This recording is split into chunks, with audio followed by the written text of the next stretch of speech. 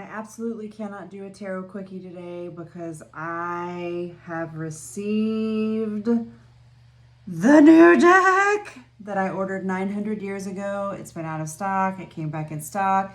I got the shipment. It's out of stock again already, and it is here. She is here. Oh my God, she is here. So this will be the first reading on this deck, so I have to treat it, with the reverence it deserves, and a 1 minute quickie just ain't gonna do it. So the much anticipated last unicorn tarot. Oh yeah. Let's see what we get today. Now, of course, I have been shuffling the crap out of this deck because it's brand new, so you have to really shuffle it up and kind of warm it up and get it ready. So I'll just talk to you a little bit about the cardstock.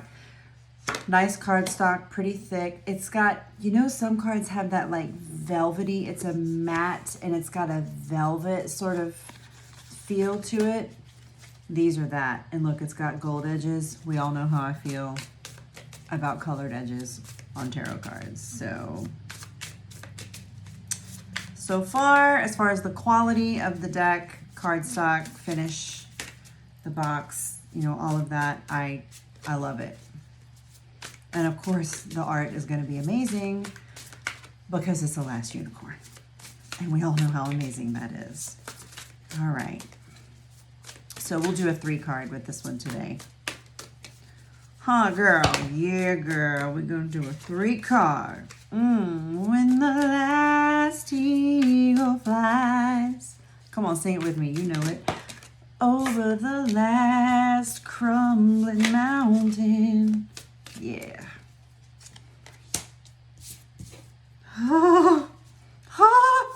Okay. Oh, I'm hot. I'm so excited that I'm hot. All right.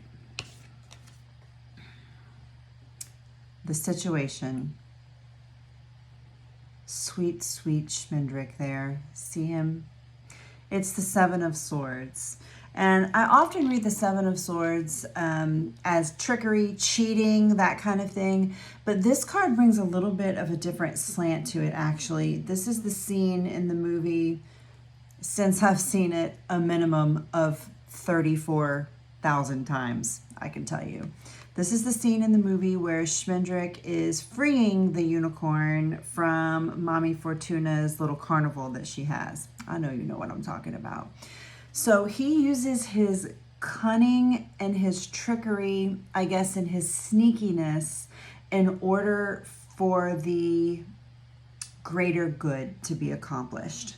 So the situation today is for you to reflect on how can you use your cunning, and I don't want to say lying, but just maybe a little bit of a spin on a situation that involves you using cunning, cleverness in order to navigate a situation in which you know what you're doing is leading to the greater good. How can you free the unicorn? Okay, so that's your situation for today. Yeah, and let's continue to nerd out over that.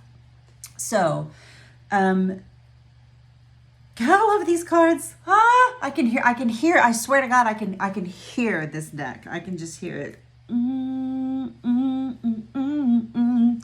Okay, so your internal influence, your external influence, I'm so excited I can't even talk, obstacles, opportunities that may be coming up, things that are externally influencing this. We have the 4 of Cups and good old King Hagrid. You remember what an old crusty fucker he was? He just was never happy, right? He had all the unicorns in the ocean. He had this castle, he had this son, he had the wealth, he had, whatever. He had Murdoch, his court magician. Yeah, all there, and he still wasn't satisfied. He wanted that last unicorn. And even that last unicorn wasn't going to make him satisfied. But this is the energy of this 4 of Cups. It's like you have all this in front of you. People are jumping through their asses to make you happy, and you're still not happy. So look externally around you and decide what you're taking for granted today. What are you taking for granted that you can learn to appreciate more? What is it that you're missing about the big picture?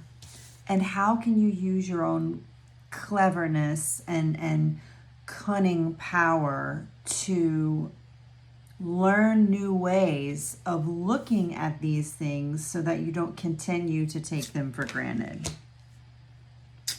Now, let's look at the internal influence, the strengths that you have that you can capitalize on. And we have the wheel, the good old wheel of fortune. And the wheel is about chance and fate. And today I'm going to talk to you about not just chance and fate. I'm waiting on this to happen, because if that were the case, it would be in your external, but it's not. It's in your internal. So let's talk about weaving your own fate, right? In The Last Unicorn, they took matters into their own hands. They, Schmendrick turned the unicorn into a girl so they could travel safely. They're taking matters into their own hands. So instead of letting King Hagrid capture her, which really would have been the easy way out, for her to just go into the sea and be with her own kind, and they could all be together, and that would have been the easy thing for her to do. But she didn't. They didn't. They took matters into their own hands, and they became weavers of their own fate. So if you're out here looking around thinking, woe is me, and taking stuff for granted, decide what it is that you actually want out of your life, and then you find your own way. Use your own skill. If you're a practitioner of the craft, now's the time to pull that out in order to manifest things. Weave your own fate and make things happen the way you want them to happen, because you are actually in control of this.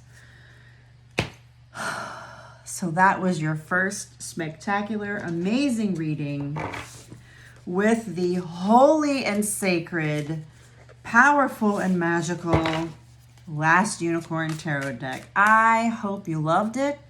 I hope you have a great day, and I hope this reading helps you out.